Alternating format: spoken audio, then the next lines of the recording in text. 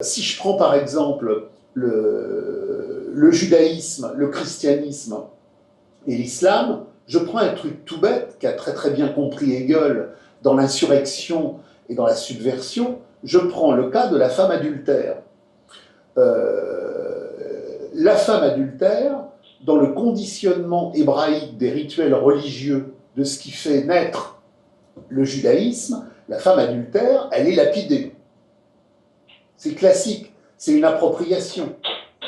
Dans le judaïsme, il n'y a pas de femme, il y a que des mères.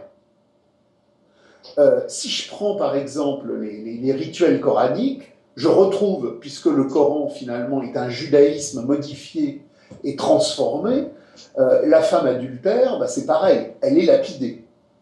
Si je prends maintenant le christianisme, mais si je prends surtout le christianisme radical, qui n'a rien à voir avec l'Église ultérieure, si vous voulez, si je prends l'Église orthodoxe, si je prends l'Église catholique, c'est une institution du message subversif du Christ qui est récupérée à l'Empire romain dans sa phase de décomposition pour être désubvertie et pour permettre une codification de soumission. Il y a donc le christianisme des églises, mais il y a le christianisme radical. Le christianisme de l'origine, qui n'est pas une église, mais qui est une assemblée subversive de l'être. Et sur la femme infidèle, j'ai là, non pas la reproduction sous une forme ou sous une autre du code de la lapidation, tel qu'on va le trouver chez les juifs, puis après chez les musulmans. J'ai au contraire l'insurrection totale avec la fameuse problématique que celui qui n'a jamais failli dans son comportement lui lance la première pierre.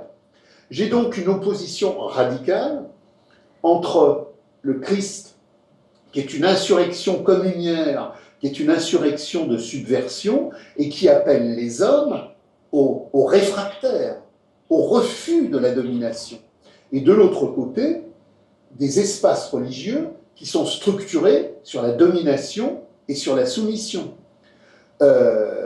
Dans le cadre de la communauté juive, comme dans le cadre de la communauté coranique, j'ai une communauté qui tourne autour des biens de ce monde et qui, puisqu'elle tourne autour des biens de ce monde, doit codifier des comportements juridico-religieux de soumission à la norme qui permet à la communauté de se reproduire. J'ai absolument pas une contestation subversive des biens de ce monde. La Houma a pour fonction, dans les codifications qui reproduisent la communauté juive, mais cette fois-ci d'une façon élargie, de bien gérer les biens de ce monde pour que le clément et le miséricordieux y retrouvent dans la codification de l'alliance les normes nécessaires à la reproduction des valeurs de l'échange matériel et de l'échange symbolique dans l'acte de religion qui fait acte de soumission au Créateur.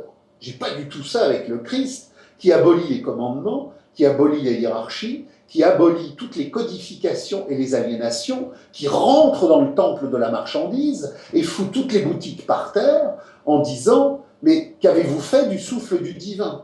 Donc, ce qu'il faut bien comprendre, c'est que les compréhensions du divin, les compréhensions du religieux, les compréhensions de l'au-delà ne sont pas équivalentes.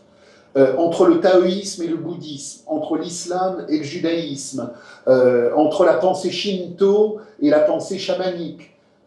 Tout ça circule, mais j'ai, avec le Christ radical, quelque chose qui est radicalement au-delà. C'est pour ça que Engels, dans les textes sur le communisme primitif, fait immédiatement référence au christianisme primitif.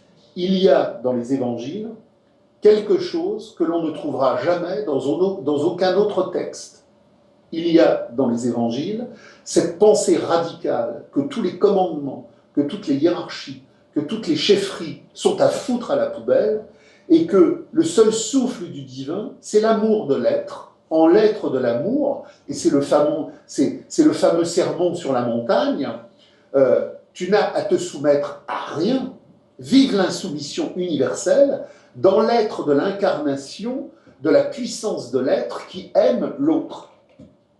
Donc là, on a quelque chose de décisif, et c'est d'ailleurs pour ça que dans le fameux texte d'Engels, le Christ est positionné dans sa radicalité initiale comme un des jalons du communisme premier qui, dans l'histoire de la décadence romaine, qui, dans l'histoire des cultes païens en décadence, et dans l'histoire de la crise du monde juif à l'époque de la Galilée hellénisée, fait que le Christ est le premier jaillissement radical qui pose pratiquement et théoriquement l'au-delà de l'argent, l'au-delà du pouvoir et l'au-delà de l'aliénation.